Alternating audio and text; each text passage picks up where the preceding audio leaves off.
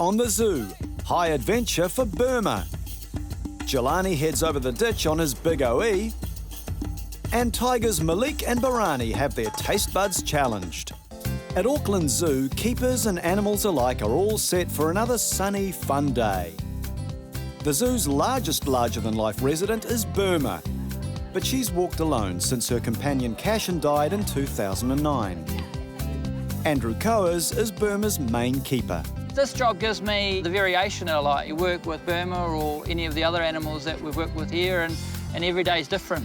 I guess most special for me is the rapport that you do develop with the elephants, and that's something that represents the work that you put into those animals, and they give you what you give them back. I can't think of anywhere else you could get something like that.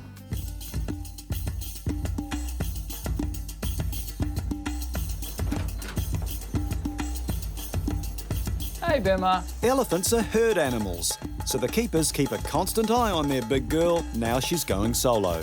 So first thing in the morning, we like to check up on what Burma's been up to overnight. There's a number of cameras dotted all over the barn as well as outside. I'd be quite concerned if we saw things like stereotypic behaviour, like swaying or leg lifting, and that would suggest that Burma's not coping, especially on her own. If we're starting to notice any of those sorts of signs, we'd change some management around. You know, we give her a new bed, or we're chucking dirt out there all the time, and new logs, things like that, to keep basically the mind active. Hello, Boo, how you doing? Look what I've got for you. Because Burma is on her own, the keepers spend lots of time with her every day. Today is no exception. There you go, sugar. Hey. We'll just cool you off. Good girl.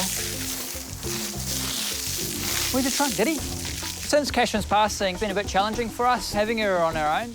Elephants, you know, they're family animals. They should be with other elephants.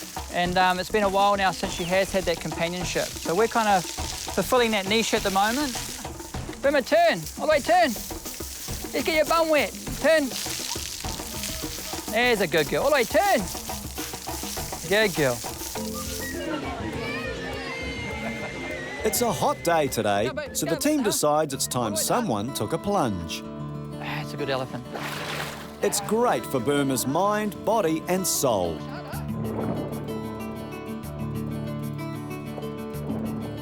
All the way, little bush bear. That's a good girl. Come on. Come over, all over.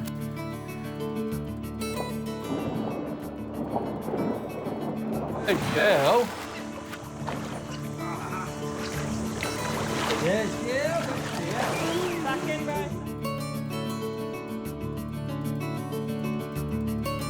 Oh, Burma's spraying you. Oh, come over. Good girl. Get your head under you. Oh. There's a good girl, way over. Good girl, oh yeah.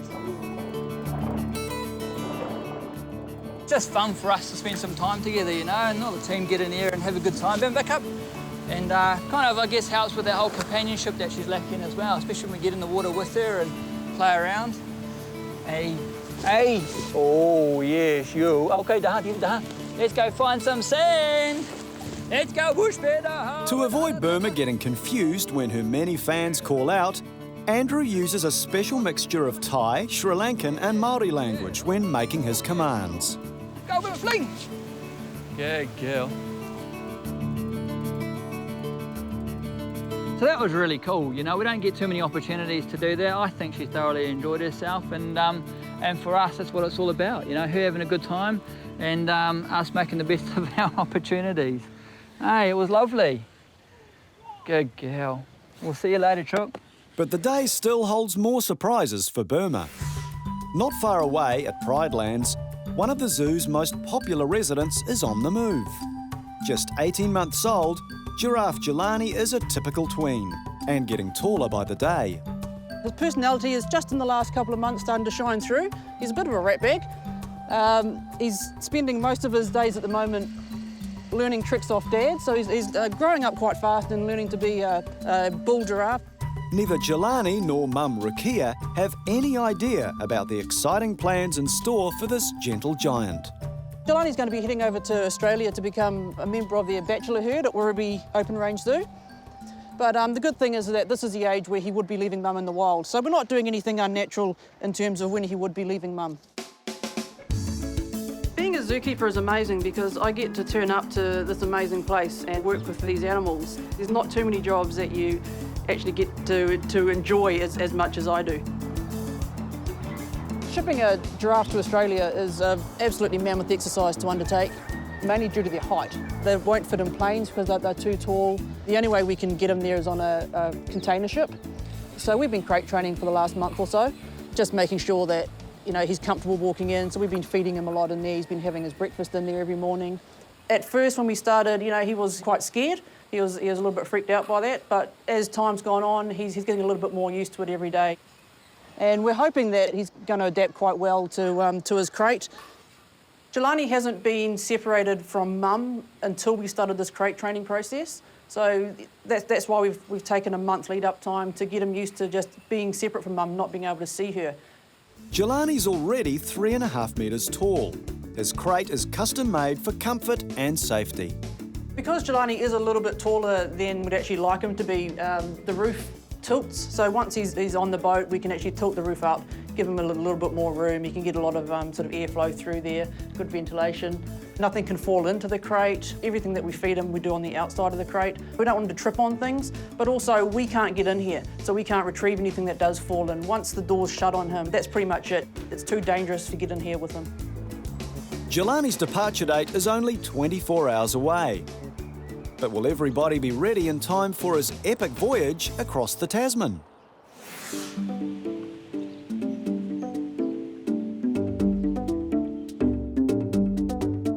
With over 800 scaly, furry or feathery residents, Auckland Zoo is constantly changing to suit their needs. Everybody remembers that special day 3 years ago when Auckland Zoo welcomed 3 stripy special babies. Barani, Jelani and Cinta were the first to be born here, and they were a bonus for this critically endangered species. Do your best roar. Everybody wanted to celebrate and share their important first birthdays, because there are as few as 300 Sumatran tigers in the wild today. Once they turned 2 though, Jelani and his sister Cinta were sent to a wildlife park in Australia as part of the international breeding program. At 3 years old, the remaining sibling Barani is now a grown-up, but he still keeps mum Malik on her toes. Today, keepers Emma and Sandra have something special for the tigers, an enrichment opportunity full of fun and flavour. So what I've got in here in the fridge is actually a fresh venison hide. It's something that smells of deer, so it's akin to a lot of their normal prey. We're going to attach it to a bungee so that it moves around, and it's the closest we can get to reenact leaping for prey and grabbing, which hopefully he'll display so that people can actually see how powerful tigers are. Ooh, look at that, fresh. Fresh is best. We always find there's a lot of fascination as to what the tigers eat, and a lot of people even ask if we feed live food, which obviously we don't due to the ethics of it. The team know exactly how to make this ordinary piece of fresh deer hide as tempting as possible.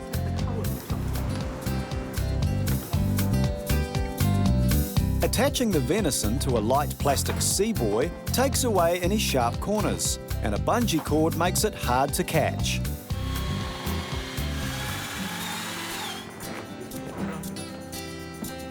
But will Malik and Barani buy this imitation animal? Since she lost her best friend Cashin, Burma's keepers have stepped in to be her family. And every day requires more challenges and activities. Today, she's going somewhere a little different. The hill at the back of the zoo is very steep and just like a jungle. How will Burma cope? Elephants, I guess the perception to our visitors, they feel like they can't cross this type of terrain, and they're not agile at all, but really, as you'll hopefully see from this walk today, they're extremely agile. When Cashin was still around, these climbs were out of bounds because of her arthritis. Today, Burma's straight into it. Good girl, mirtahabu. Stopping now and then for a takeaway, she powers up the hill. Eating 16 hours a day, elephants need lots of energy to power their huge bodies. Good girl. Get up there, sweetheart. Go, yeah, you eat that, that's yum. Good girl. There's a good reason for holding on to Burma's tail.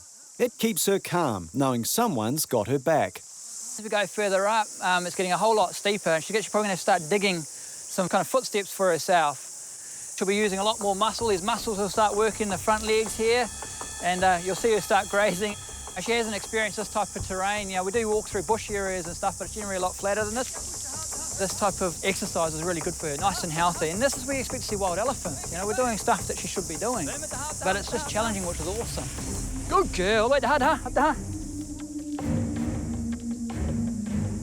the Good girl. Up the That's my good elephant. Bush You can do it, boo. You can Good do girl. Wait, it. up That's a good elephant. Bush You'll feel that tonight. We're only halfway there, boo. Got to get up the hardest bit now. Got to have to call my own hands in these. Swim Good girl. All the way to Who's a good elephant? That's my big elephant. Good girl. You really see her working, and that's what the whole point of it. You see her using her trunk to identify safe areas to place feet, and that's what's so important with all of this. Yeah. That's a good elephant. All the way to That's my big girl. Bush. What's all this? No wonder Burma was in a hurry. Phoenix palm is one of her favourite things to eat.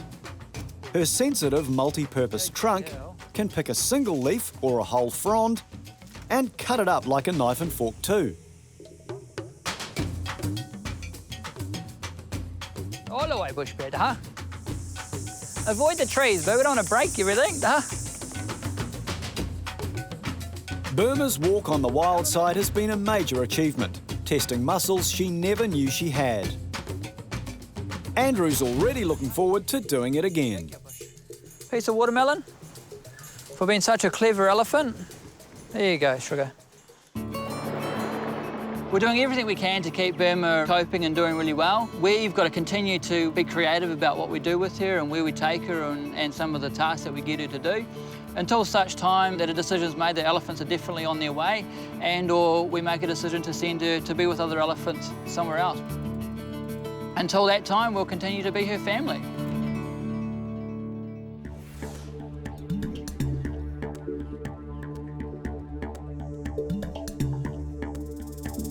Another big day is underway just around the corner at Pridelands.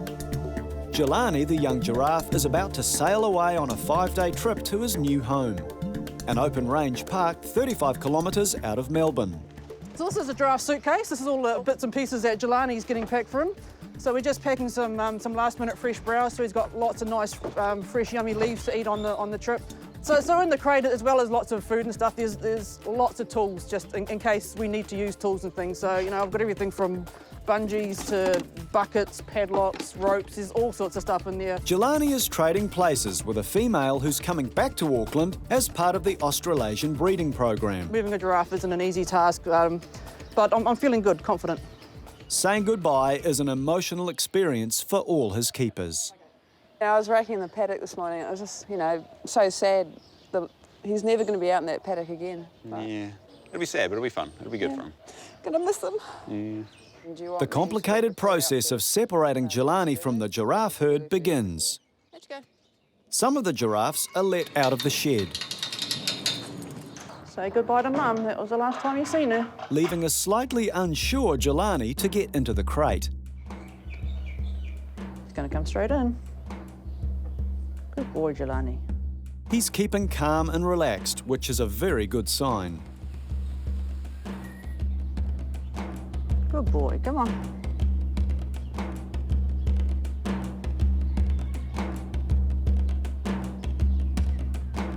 Hello, buddy. Jelani's still not in the crate. Has he sensed something in the air? The whole operation hangs in the balance as the team waits for him to move.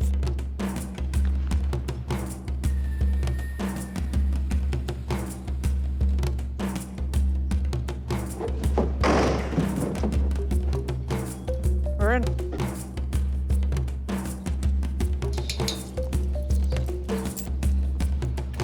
All good. He's in. Safe in his crate, the risk of this naturally nervous animal hurting himself has been avoided. But he's actually really calm in there at the moment, so I'm really happy. So everyone's happy. But what about Mum Rukia? I actually expected Rukia to be a bit more frantic without Jelani, but we'll see how the day goes on. But Jelani's already on the move.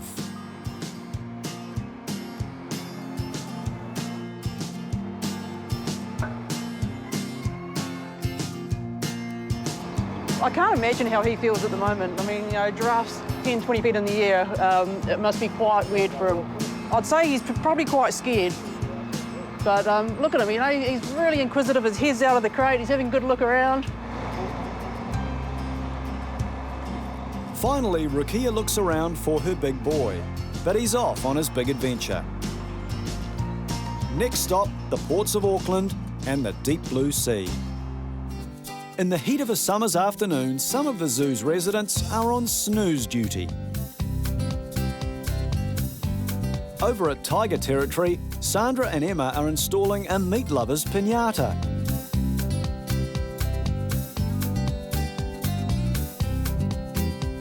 It's always been a passion of mine to work with exotic animals just because they're so special and because they're so endangered these days, and I just want to make a difference, really. See if you can come back on that side of the branch.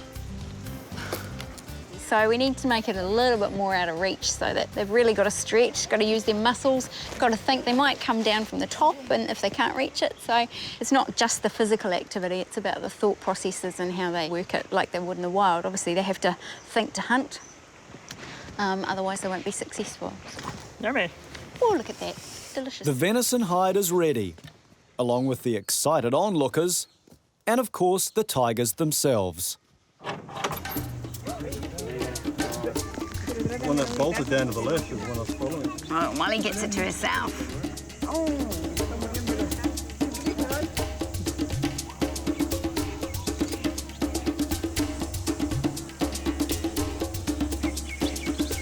It's like a competition with these guys, but once Molly starts, Barani will be into it.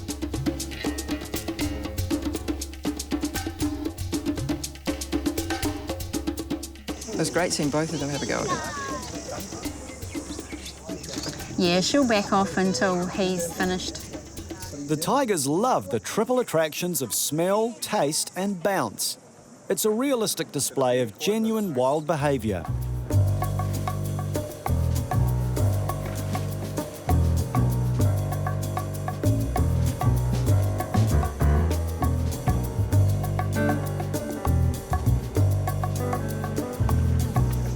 I've never seen Brownie that playful before. It's amazing to see how strong he is. Yeah, it is awesome. Just seeing their claws and their teeth and their actual attacking ability. That pouncing and ambush hunting is the way that tigers hunt in the wild.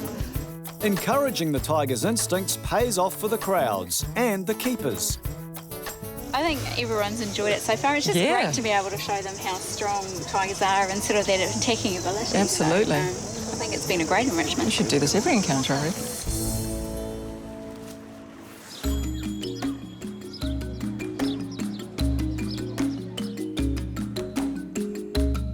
Life goes on as normal for the other animals at Auckland Zoo. But young giraffe Jelani's day is definitely an eye-opener. This morning, he's heading down to the port to take a container ship all the way to Australia. He's been chaperoned by keeper Nat and zoo vet Craig. As a vet, I guess I'm there if Jelani gets any infections, any lumps or bumps. We've got some antibiotics, we've got some anti-inflammatories. We've got the blowpipe and we've got a whole syringe, which I'm certainly hoping that I won't need to use. This is sort of worst case scenario.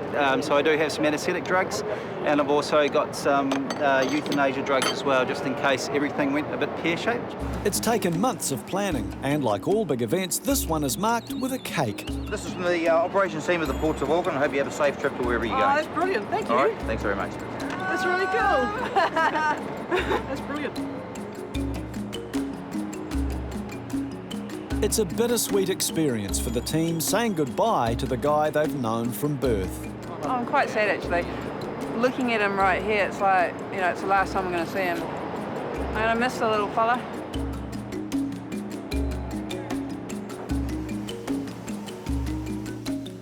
Giraffes, when they are crated up, they tend to kind of just freeze and take it all in their stride, really, and he is doing that. It's also helped over the last few days. We've given him a little bit of sedative, so just to chill him out a wee bit, and that seems to have had an effect as well. Now it's time for Catherine to say goodbye. You'll be good.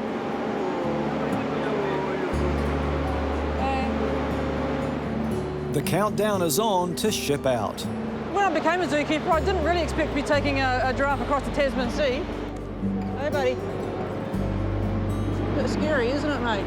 Because I know the giraffe so well, that's one of the reasons I'm here, just to keep him nice and calm. Getting a little bit nervous myself. I mean, it's a huge ship, but it's a big sea to cross as well, so, yeah, I think we're both a little bit nervous about it. For Jelani, Nat and their nerves, it could be a long 5 days crossing the Tasman.